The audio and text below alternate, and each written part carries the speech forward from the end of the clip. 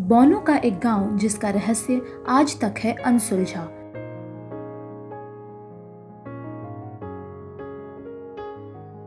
सामान्य तौर पर 20,000 इंसानों में से एक इंसान बौना होता है, यानी इनका प्रतिशत बहुत कम, लगभग आबादी का 5% होता है। लेकिन चीन के सिचुआन प्रांत के दूर दराज इलाके में मौजूद गांव यांगसी की कहानी ही अलग है। इस गांव की लगभग 50% आबादी बौनी है। इस गांव में रहने वाले 80 इंसानों में से 36 लोगों की लंबाई मात्र 2 फीट 1 इंच से लेकर 3 फीट 10 इंच तक है। इतनी अधिक संख्या में लोगों के बौने होने के कारण यह गांव बौनों के गांव के नाम से प्रसिद्ध है। हालांकि इतनी बड़ी तादाद में लोगों के बौने होने के पीछे का क्या कारण है, इसका पता वैज्ञानिक पिछले 60 सालों में भी नहीं लगा पाए हैं।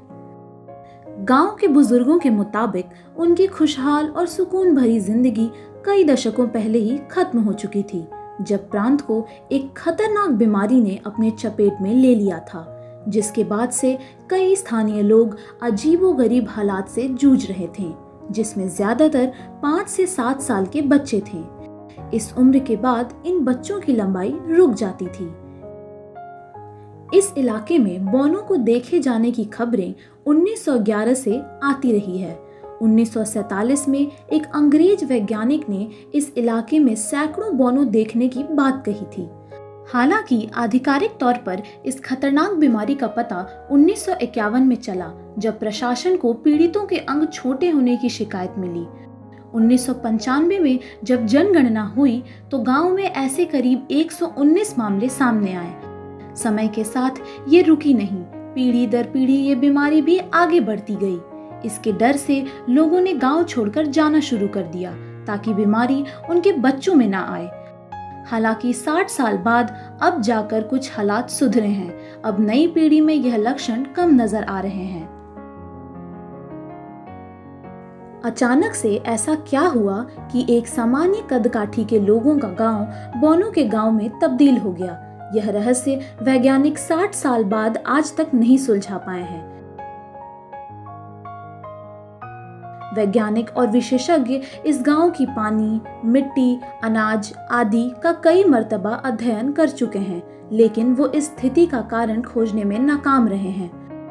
1997 में बीमारी की वजह बताते हुए गांव की जमीन पर पारा होने की बात कही गई थी, लेकिन इसे साबित नहीं किया जा सका। वहीं कुछ लोग का मानना है कि इसका कारण वो जहरीली गैस है जो जापान ने कई दशकों पहले चीन में छोड़ी थी।